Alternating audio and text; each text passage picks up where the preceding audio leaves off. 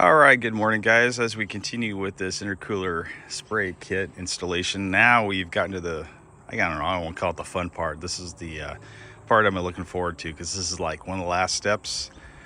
Certainly not the last step, because I still need to install the nozzles, and I have them out here just to remind me that I still need to do that. So what we have here, we have the Alcantara steering wheel, or Ultra Suede is what Subaru calls it.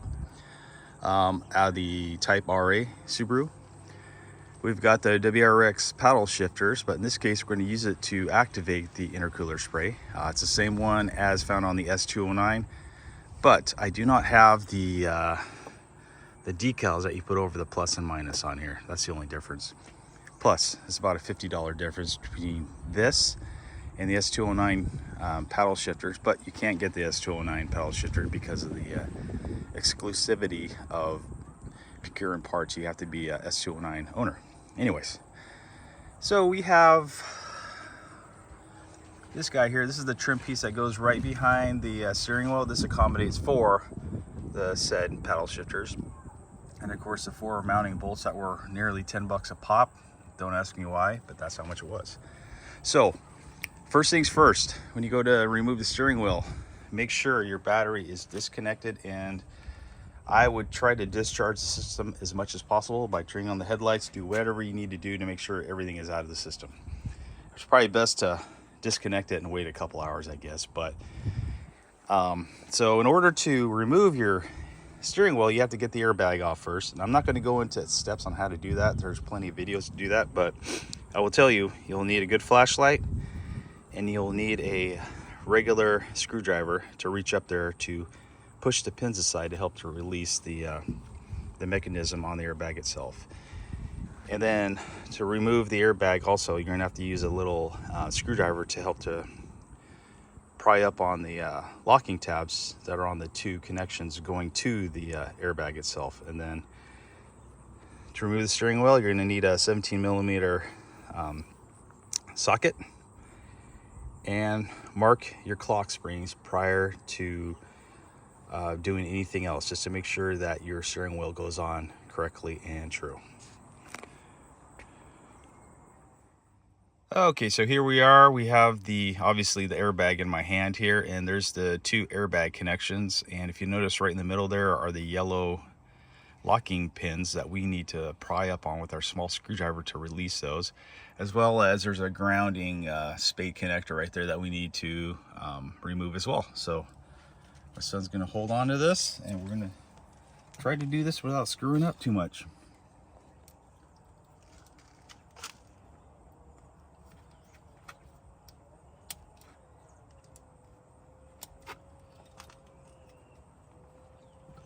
My understanding is you just simply well, let's make sure they're all the way up as far as they can go. All right, it appears that way. We'll just get underneath there and just pry up on it.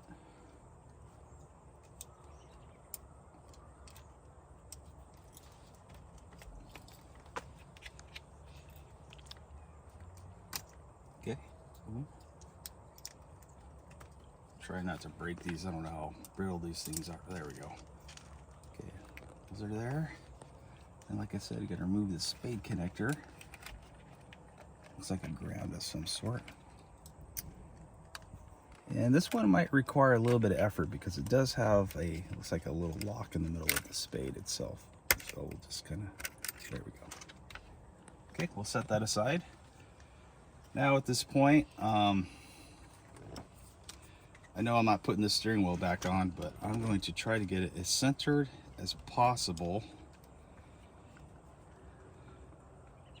Kind of mark the axes on the, I don't know, trying to get this married up as perfect as I can. All right, so it looks like we're ready to remove the 17mm nut. Okay, so now that we got this 17mm bolt loosened, we're going to back it off a hair, but we're going to leave it on here because this is the fun part. This is where we get to shimmy this thing and try to get it out without knocking ourselves in the face with it. So let's grab it from each side. Well, that didn't take much effort. All right, so now that's released, now we can release this nut. We can take it off fully, but before you take the steering wheel off, pay particular close attention to these wires and your clock spring. You don't want this sucker rotating or moving, so just try to keep it as straight as possible, which I will do. So this is pretty much all you have right now that you're going to feed through. The wires that are here are actually connected to the steering wheel itself. So pull this sucker off. Whoop. Let's take this off first. Obviously, we'll be here all stinking day and night and all week and month. All right, set this aside. Okay, so let's grab underneath. Oh, actually, sorry. You gotta disconnect this right here. That looks like.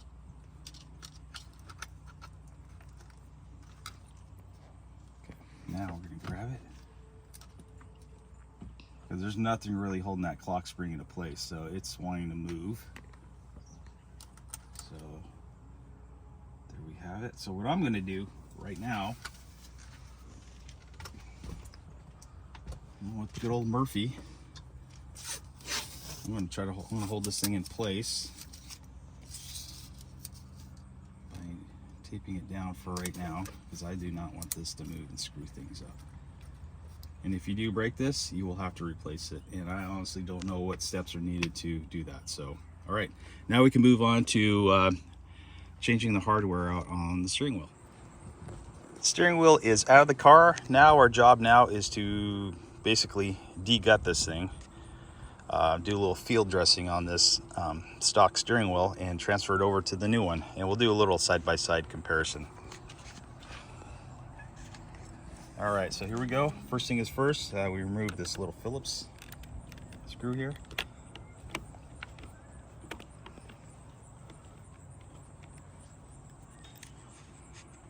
And you will be reusing all your hardware, so disconnect this.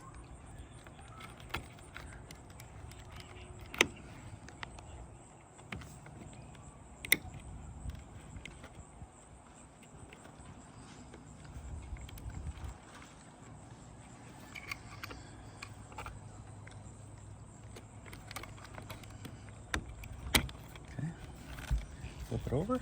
I have to disconnect this little bracket here.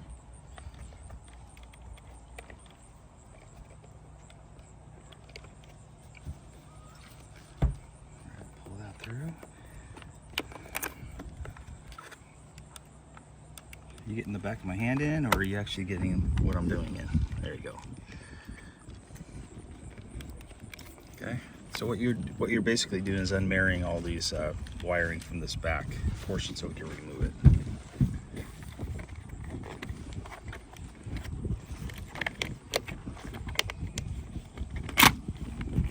Okay, just like that. Put that aside because we will have to take these buttons off. Put this aside, we will have to remove those. Okay, now we have the steering wheel upside down. Simply just removing 3 more Phillips. And these appear to be all the same size, so it doesn't look like it's specific to one side or the other.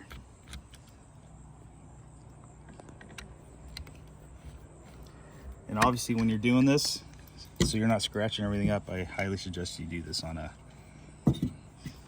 soft surface, a blanket, or in my case, this poncho liner. Okay, and then you just push down on it. Push down on it. All right, basically, we have field stripped it, and you'll also need to reuse these tabs. So, just so you can see what you're doing when you go to remove the airbag, these are the clips right here. So there's one on at the 3 o'clock, 9 o'clock, and at the 6 o'clock position. Okay, so basically, there's a little hole. Let's flip this thing over. Show this, Josh. So right here is the 6 o'clock hole, the 3, and the 9. And what you're doing essentially is you're putting your screwdriver in that little hole and you're just merely, it's really hard to see it, but this is what you're doing. You're just pushing this aside to help to release the tabs on each side. And over here, you're doing the same thing. And then underneath, you're doing the same thing. So that's what those tabs are. So what we'll have to do is we'll get the other steering wheel out and we'll compare them. Okay, so with the lower cover, we have to remove this set of controls here. So it's nothing more. This is a pretty soft plastic. So all you're gonna do is lift up on this and then push these two locking tabs in. That's all there is to hold this on, as well as this being in this little hole. So just lift it up, push it through, lift it up, push it through, and simple as that. All right, in comparison the two lower covers, the reason why you need to switch it out, like I said, is because of the paddle shifter that's going to engage the intercooler spray system. So here is what I just took out of the car, and then here is the new one. Right there at the bottom most position, you can see the opening for the shifter. That's the only difference between these two. All right, so here we go. Here's a little comparison video.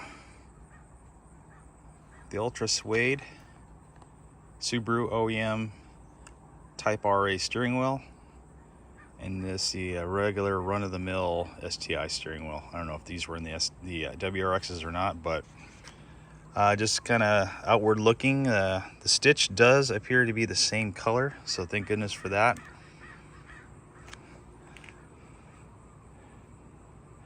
It is a little softer, not by much. It doesn't give you that cheap, spongy feel. I mean, it looks outstanding. I don't know if the camera is doing this justice, but I mean, this is a high quality steering wheel here, and I sure hope so for what I paid for it, which in comparison to what other people are selling it for, I guess I got a good deal on it.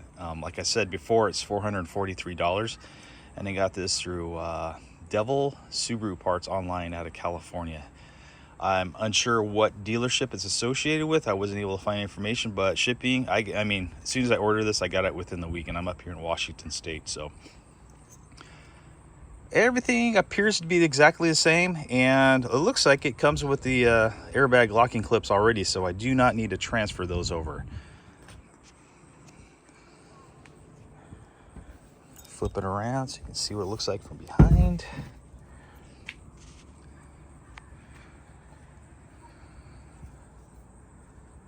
Pretty much everything is exactly the same, just different material, obviously. All right, we'll continue on. Okay, now let's start putting things together. So we're going to start with this lower cover and install this control set here.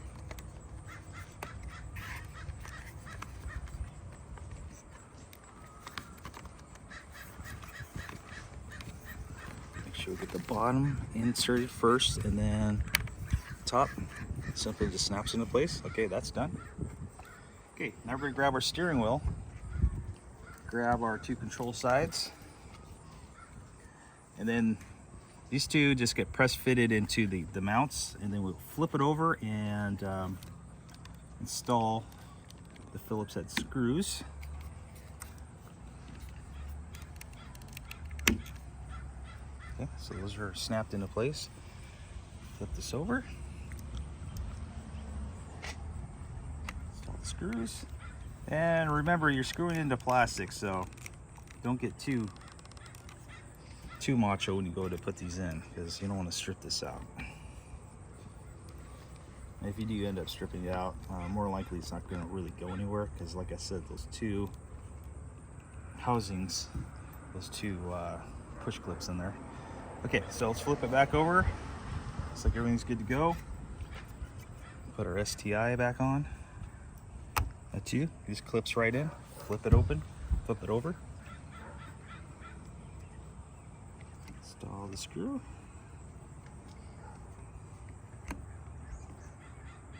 Now, one step that we didn't do before. So now we have to install our paddle shifters. So let's kind of orient it like that. Flip this over.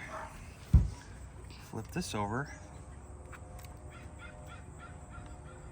And I've never installed this, so it's a new little experience here. So we're gonna grab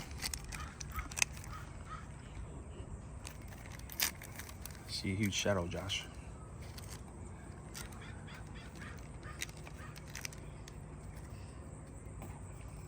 Okay, grab our screw here, install the paddles.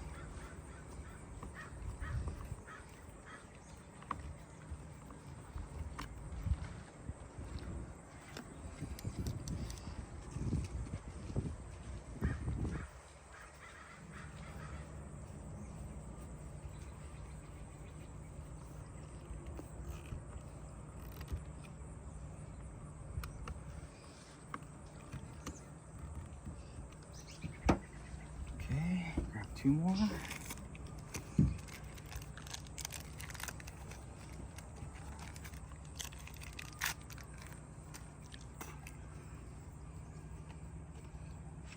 And we'll worry about wire management here in a little bit. So the main thing is we're just getting all this stuff mounted up.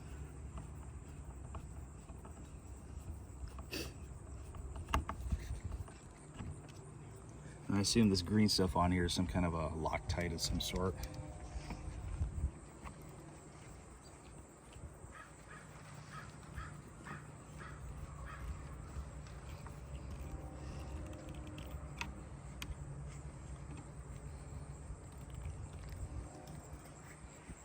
Okay.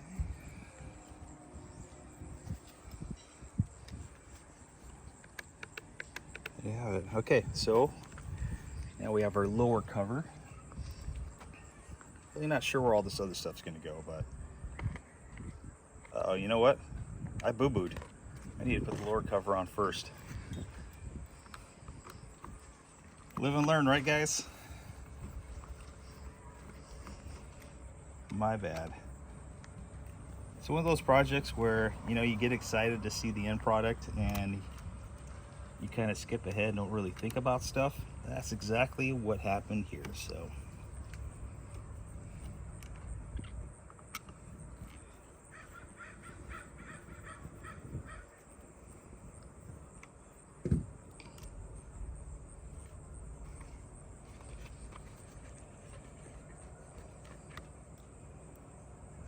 And again, you got to make sure that you get this lower cover inside the little guides, if you will. Okay. And this one was just held on by a screw, and I believe that was on the opposite side. So right here.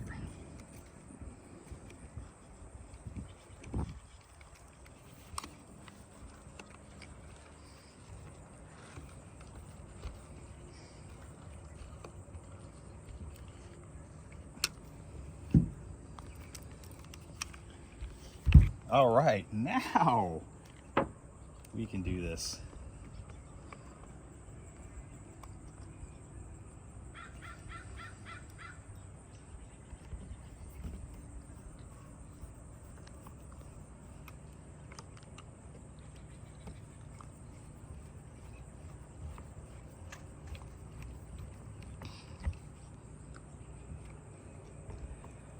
And so like I said, the main difference between this paddle shifter and the ones you get with the S209 is it does come with a set of decals that just say nothing more than just I/C spray. So with the $50+ difference between the two kits, that's what it is. And I guess also the label that says S209 on it. So.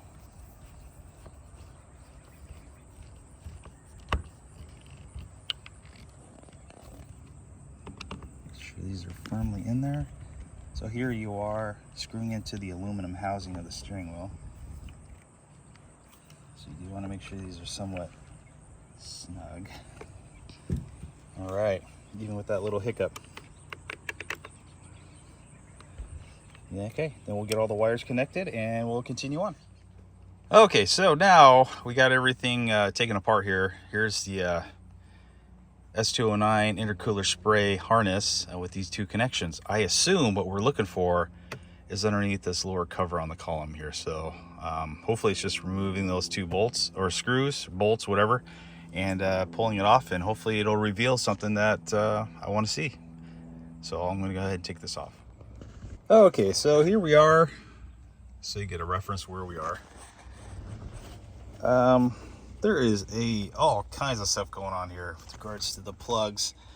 I'm not really sure which one we're tapping into, but what we're gonna do is grab our S209 harness here and see which plug it could be.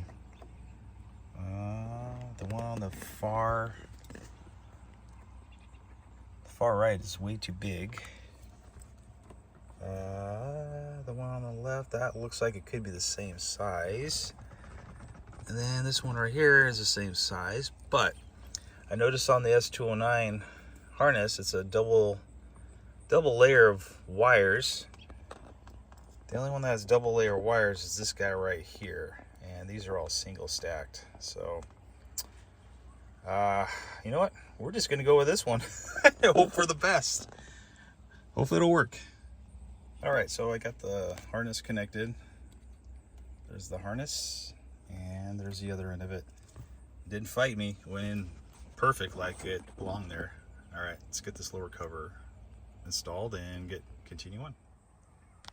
Time to get the steering wheel put back on. So once again, make sure your clock spring is oriented correctly. That arrow should be pointing down at the most 6 o'clock position. And it looks like there's some tabs in here to make sure that it goes exactly where it needs to go with regards to the steering wheel. Pay particular close attention to these wires. You want to make sure you feed them through carefully. Don't jerk on them. Don't do anything. This is very sensitive stuff. You don't want to have to replace all this stuff. So I'm going to hand it off to my son.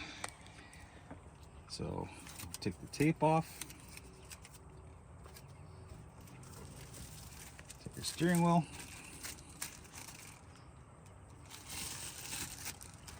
Get a good idea what's going on here. It's a little jungle of wires.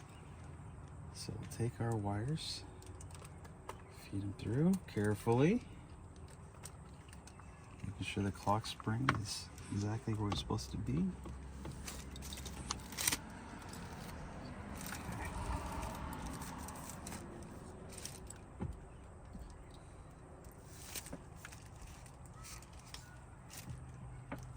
Just need to make sure that the steering wheel goes on straight up and down as I can, kind of where it was before.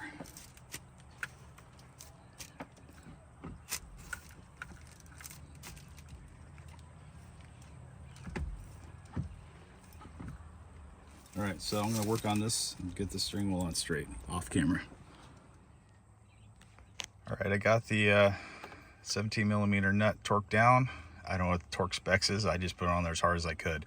So what we're doing now is go ahead and reconnect the wires that were here before. I assume, so this is the paddle shifter harness. Look at that, there's a spot right there. I assume it goes right in that little guy there. It fits. I'm not exactly sure where we want these wires hanging out, but okay. Now remember, these 3 items go to the airbag itself. So we're going to do a little once over to make sure everything looks good. Got our clips for the airbag here in place. They look like they're proper. Got that connected.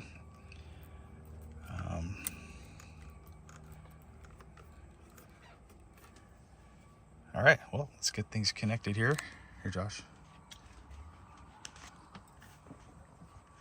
Once again, make sure your battery is disconnected. I mean, what's the worst thing that could happen is this thing go off in your face. And luckily, these things are color coded, so black to black, obviously.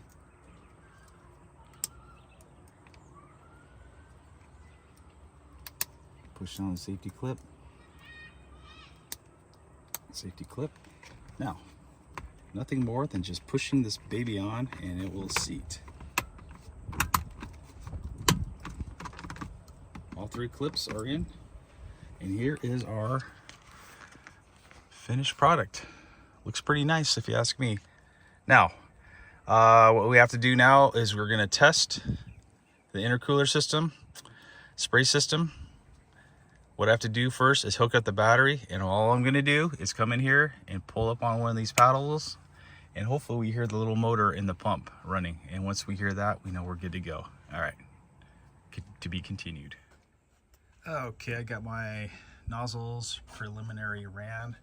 I know on the S209, these nozzles sit on a pedestal of sorts, but I could not source anything even remotely close to it. So I'm just gonna run with this. The hoses might be a little bit too long. I did that for a reason. I'm gonna try to secure some of those 3M, cable management sticky loops or what have you for like computer accessories. And I'm just gonna 3M tape it to the plastic right there.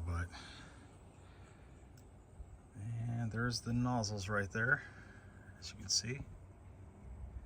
I don't anticipate there being any issues. I mean, if water gets on it, perfect. Doesn't have to be at a certain height or whatnot. It looks like it is going to hit it, so that's what we're going to run with. Okay, we have hopefully reached the final part of this video, which is going to be entitled The Moment of Truth. Did I get the wire hooked up correctly? Did I piggyback off the right connectors? Is everything right where it's supposed to be?